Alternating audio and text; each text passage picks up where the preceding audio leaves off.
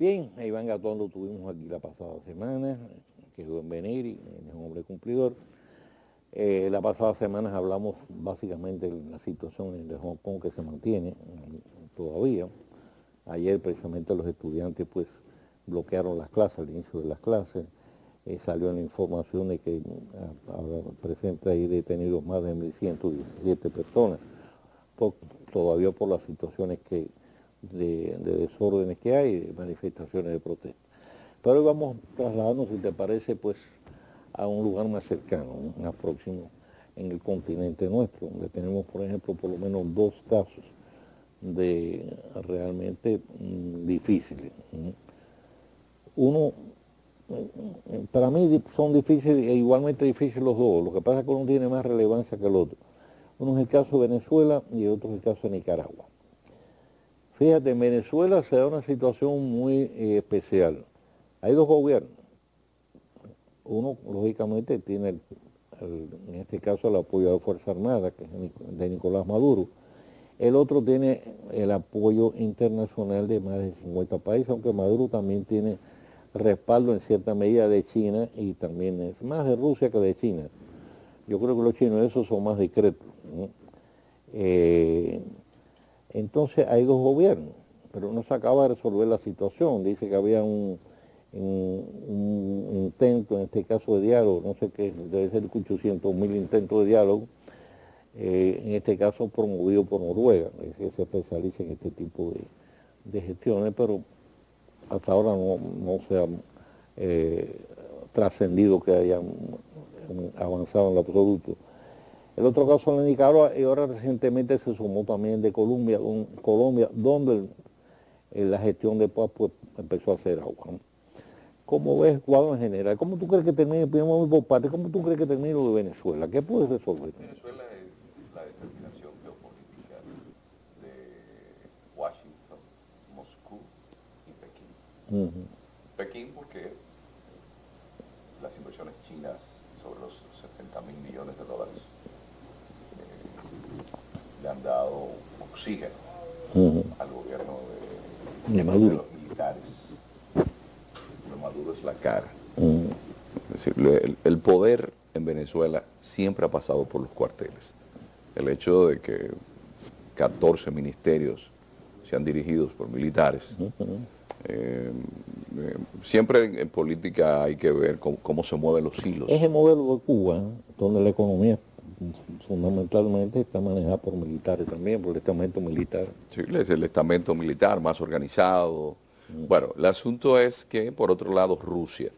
En el mundo multipolar, hay una descripción que da el gran periodista y geopolitólogo Robert Kaplan, y dice que es más peligroso este tiempo de anarquía comparativa que cuando la Guerra Fría, que estaba el bipolarismo, o en el pequeño espacio en el cual Estados Unidos tiene una hiperhegemonía, porque realmente en medio de un caos, y las relaciones internacionales son caóticas, aquí hay un río revuelto donde rusos y chinos dicen, no, en Venezuela yo apoyo.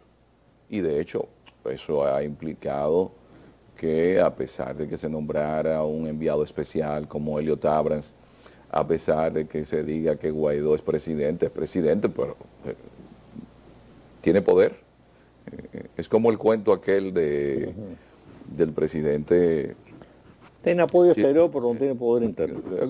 El presidente Allende, que le dice a Chu Enlai que él ganó la presidencia y le dice, ¿y tú crees que puedas ejercer el poder? Porque el poder sale de la boca de un fusil. Entonces, evidentemente, si Guaidó tuviera el apoyo de los militares, Claro. Otra cosa fuera. Y entonces, en el caso venezolano, evidentemente, es una geopolítica de las grandes ligas. El presidente Trump, hace ya unos 5 meses, dijo que Rusia tenía que salir, porque Rusia envió expertos militares aquella vez que llegó un avión ultramoderno. Envió como 100. Y envió una serie de asesores, sobre todo para el tema de las computadoras, porque ya hablamos de cibercombate. Es decir, como todo ya está computarizado, Sí. Y Rusia se ha especializado en ese tema Ahora también. se mata a la gente sin ver. Sí, porque para eso se usan los drones también. Y para eso se tienen a hackers en los servicios de inteligencia por ejemplo, de Rusia, de China. Los americanos ahora mismo andan persiguiendo a un teniente coronel del ejército chino y a unos cuantos oficiales del ejército chino que los acusan de haberle hackeado unas informaciones. Entonces, a pesar de que el presidente Trump ha planteado de que Rusia y China deben salir, no han podido. Pero hay un dato interesante. El secretario de Estado, que es un hombre que viene de los servicios de inteligencia, era el jefe de la CIA, Mike Pompeo, hay una publicación que hace un prestigioso periódico estadounidense, el New York Times, donde Pompeo les dice a un grupo de personas, mira, casi sacamos a Maduro.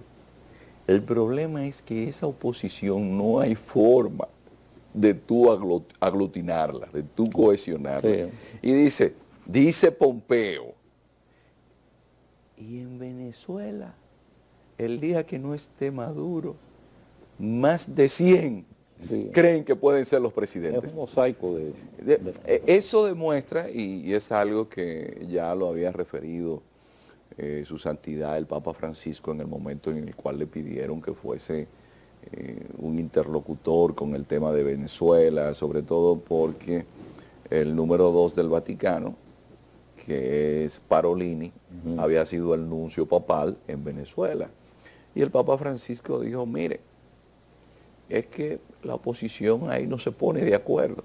La gente cree que Guaidó es una figura que concita la simpatía de toda la oposición, y no es así. Leopoldo López, según un informe de la CIA, es un tipo arrogante, soberbio, vengativo, que incluso hizo una especie de lo que en el informe le llaman un culebrón venezolano con el hombre que sí en su momento podía haber sacado a los chavistas del gobierno, que es el ex candidato presidencial. y que es una figura más moderada. Que es una figura más moderada. Ahora lamentablemente olvido el nombre de apellido judío. Entonces,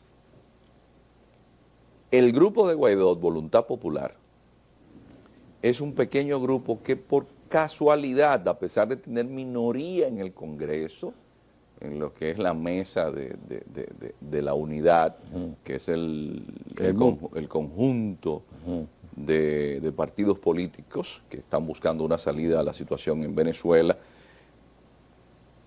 y llegó y se coló, como diríamos, pero es del grupo que cuando se hicieron las guarimbas, se dedicaron incluso a quemar personas. Sí, él es una especie de candidato de transacción. Y es un fundamentalista. Entonces, ahí si hay un problema con Guaidó, es como usted hacer que lo digiera muy bien también la oposición. Porque en este caso, si mal no recuerdo, el nombre es Leopoldo. Sí, Leopoldo López, que es el jefe de él, Guaidó, que se asila, sí, siempre estuvo en minoría, pero Ana Corina Machado, que era otra de las potenciales candidatas, también queda un poco desplazada, y es, lamentablemente, no me llega el nombre de quien incluso fue el candidato que disputó con Chávez la presidencia, y luego por apenas un margen de 2 puntos con Maduro. Estuvo con Maduro. Además, en unas elecciones donde parece que hubo bastante evidencia de fraude. En las elecciones de Maduro ganó la presidencia. Lo que evidenciaba que la oposición, si estaba cohesionada, Claro. tenía la posibilidad de sacar al chavismo, Sí. no radicalizándose Claro. con las guarimbas. Creo que ahí hubo, yo creo que la táctica ahí se llevó la estrategia. Ahora, de acuerdo a lo que tú estás planteando, entonces la situación de Venezuela parece que va a mantenerse estática, ¿no? Sí, no hay forma, No, fíjese, Washington ha buscado Eso todas es lo las que le llaman el formas. juego trancado. Porque, por ejemplo, Naciones Unidas, nosotros hablamos de que a Guaidó lo reconocen, pero en Naciones Unidas quien va es el canciller de Maduro.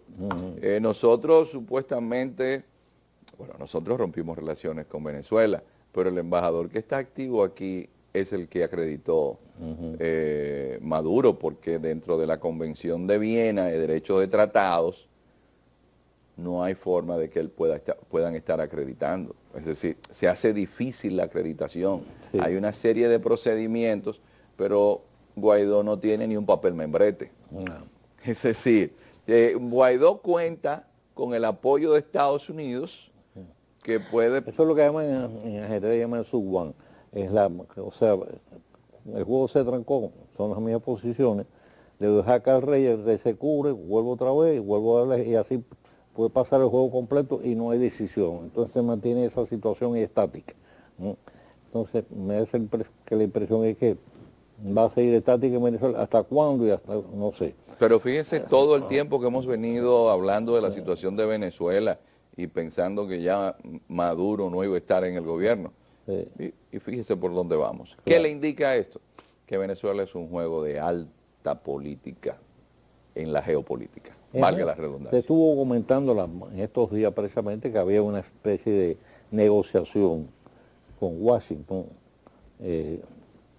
mediante la cual supuestamente Maduro saldría del poder, con la garantía de que no había persecuciones, pero eso me hizo está un poco ilusorio, ¿no? Me da esa impresión. Pero bueno, vamos a ver qué pasa. Ahora, está la situación ahora también en Venezuela, queda incidida también por lo que está ocurriendo en Colombia. Ahora están acusando a Maduro de que él está brindándole protección a este grupo de antiguos combatientes de la FARC que han vuelto otra vez a tomar las armas, ¿no? Entonces, ahí se crea otra situación internacional, ahí también de presión sobre Maduro, pero en definitiva no creo que eso vaya a determinar la salida de Maduro del poder, ¿no? No, y ya en Colombia tienen el ELN, en Colombia tienen paramilitares, Sí. en Colombia tienen narcotráfico. Si hay un país que tiene una situación política sumamente compleja, ese es Colombia. Y con un problema extra que tiene Colombia, la llegada de tanta migración venezolana. La gente no se imagina Una lo que presión significa asimilar una población, una migración que usted no Masiva. estaba esperando de forma tan masiva. Eso le genera una crisis interna gravísima a Venezuela. Incluso siempre esos movimientos migratorios terminan desestabilizando los países cuando son avalanchas de ese tipo. Correcto. Mira, bueno, la situación de Nicaragua. Es una situación, a mi juicio, tan compleja como la de Venezuela, aunque menos publicitada, ¿no? Pero la situación en Nicaragua también es potencialmente... Pero es menos publicitada por una razón que descubrí yendo a dar unas conferencias en Nicaragua hace ya unos casi 3 años. Me sorprendió la infraestructura. Usted sabe que el gobierno de Ortega había llegado a un acuerdo con los sectores empresariales y cuando usted ve las exportaciones en Nicaragua, aumentaron grandemente. Usted ve la ciudad de Managua y usted dice, pero no, yo no me esperaba que iba a estar en una ciudad donde se van a celebrar unos Juegos Centroamericanos. Sí. Se estaba construyendo una infraestructura digna de admiración para un país que uno lo pensaba más sumergido en la pobreza, pero un elemento importante que no se ve en todo el conjunto de los países de Centroamérica, exceptuando Costa Rica, un país seguro. es como el Santo Domingo de los años 90, donde usted puede salir sin ningún inconveniente y no hay delincuencia. Porque usted sabe que el ejército sandinista, un ejército que viene de una revolución, ha tenido en jaque cualquier movimiento de los grupos mareros que vienen desde Centroamérica. Entonces, si bien es cierto que usted tiene que Ortega, Murillo, desvirtuaron todo lo que había sido el sandinismo, más cierto es que hay cierta estabilidad política, crecimiento económico, y con los incidentes que ocurrieron el año pasado, el país salió perdiendo. La Iglesia Católica también se dividió, pero más allá, don Mario, y esto se lo digo con toda sinceridad, de que uno no esté de acuerdo con la permanencia sempiterna de personas que se sienten que han sido elegidos como apóstoles del Señor Jesús. Nicaragua es un país que marca una excepción en toda esa región. Es decir, cuando usted ve, y tuve que andar por el interior, fui a universidades a dar conferencias, y usted notaba que esa Nicaragua no es la Nicaragua que uno se imaginaba. Ahora, luego de esa situación, note usted cómo todo se ha apaciguado. ¿Por qué?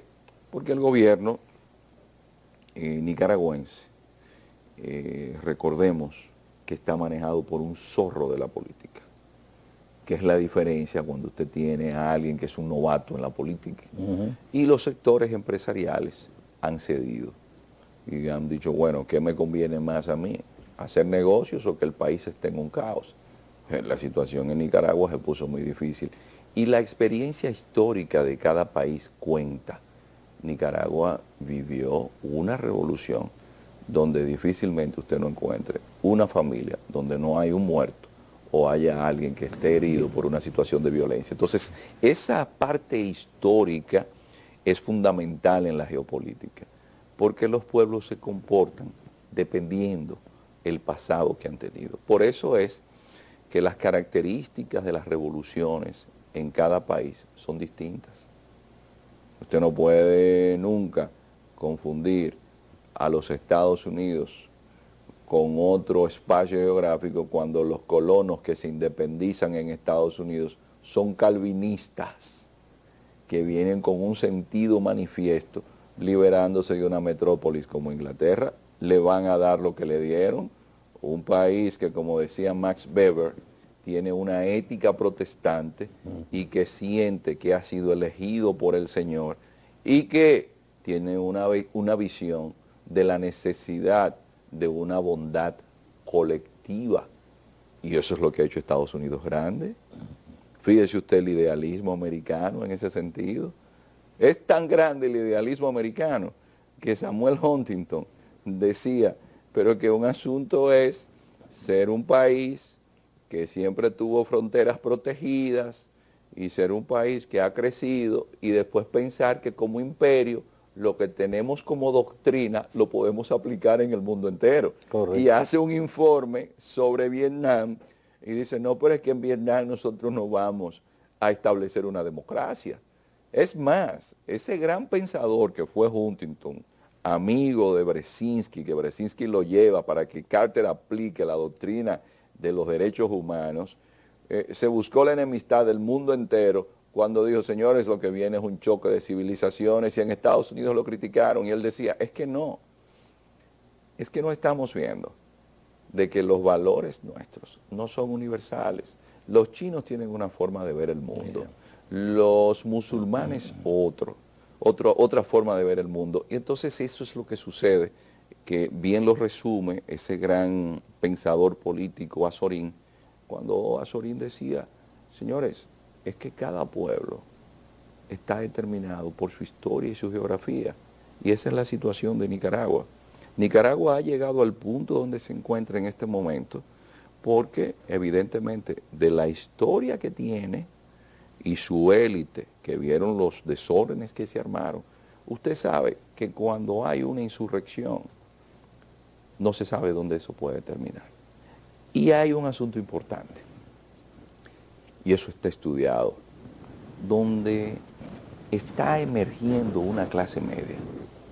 Las clases medias son celosas con la estabilidad. ¿Por qué? Porque un secreto, que no es secreto, para que en medio de la corrupción, en medio del autoritarismo político, un país pueda crecer, es la estabilidad. Eso es fundamental. Los países se guían más por la estabilidad que por otra cosa. Y sobre todo, y en ese sentido la clase media es la que prácticamente la que le sirve de puntal. Más inclusive que la clase pudiente y mucho más que la clase pobre. Por eso es que las democracias se nutren más de las clases medias, Claro. según los analistas políticos internacionales, dicen, las clases bajas son analfabetas y son fácilmente manipulables, pero las clases medias no, y exigen un cambio en el orden para poder garantizar su estabilidad. Es decir, estos son verdades dentro de ese establishment político que usted lo ve reflejado en Estados Unidos. En Estados Unidos, por más bien que gobierne un partido, después de 8 años, la gente, usted puede decir, lo van a cambiar. Exacto. Porque las clases medias, eso es lo que piensan. Pero eso es cuando hay una real democracia. La clase pobre es manipulable, como tú dices, precisamente por bajo nivel cultural, básicamente. Las clases altas se acomodan, mientras mantengan su estatus de riqueza. La clase media es la que promueve los cambios. Eso está históricamente probado. Sí, eso está, por eso es que vemos, por ejemplo, en sociedades... Por ejemplo, el caso de la Revolución Cubana. La gente tiene un concepto equivocado. No, eso no fue una revolución obrera, eso fue una revolución de clase media. Al salto del cuartel Moncada, fueron como 150 o 160 muchachos, participaron 2 obreros. 2 obreros, los demás eran todo clase media, profesionales, estudiantes. Y es una revolución que la gente está equivocada, que la gente piensa que Fidel era comunista, pero Fidel era del Partido Ortodoxo de Chivas. Fidel era fidelista. Sí, pero pertenecía políticamente, estaba organizado en el Partido Ortodoxo de Eduardo Chivas, del cual usted formaba parte. Si no me equivoco, usted estaba por encima de Fidel en la nomenclatura del partido. Bueno, sí, porque yo tenía una militancia anterior a Fidel y ya yo había llegado a un nivel bastante alto, que era miembro del Consejo Director Nacional, que era el organismo supremo del partido, eran 55 dirigentes. Llegué muy temprano, demasiado temprano. Cuando yo demasiado temprano, que sí cometí muchos errores. Porque me dejaste todos los 21, 22 años, resulta dirigiendo un partido, y un partido de esa magnitud, pues realmente uno no tenía la experiencia, la madurez necesaria, lo que tenía era el ímpetu, la fogosidad. Pero era un partido, el ortodoxo, que eran gentes que no venían del Partido Comunista, como mucha gente piensa que la Revolución Cubana la hicieron comunista. Es igual que en China, no fue una revolución como la rusa, fue una revolución que tuvo que adecuarse al campesinado. Claro. Es decir, y en Rusia se habla también de una revolución obrera, pero en Rusia había pocos obreros. Sí. Entonces, esa revolución rusa la idean y la llevan a cabo gente como Lenin y como Trotsky, que tienen que vienen de otro costal. Correcto. Bueno, Iván, yo sé que tú te vas de viaje, pero yo espero que pronto, cuando regreses, podamos seguir conversando de estas cosas, ¿no? Y sobre todo despejando incógnitas, que eso es importante, porque la mayoría de la gente se guía por lo que sale en los periódicos. Y lo que sobre todo es la parte externa de la historia. Y tú conoces la parte interna. Que es y el caso suyo, que tiene la gran ventaja de ser un periodista que se especializó y puede hacer análisis, que es un problema que tiene el periodismo moderno, incluso en España. Se cuestiona mucho de que si un Marañón y un Ortega pudieran escribir en estos tiempos de tweets. Muchas gracias, Iván, por haberte No, estado usted. con nosotros. Te deseo que tengas un feliz viaje y un pronto retorno. Gracias, gracias. Bien, hacemos la pausa, volvemos al tiro rápido este día.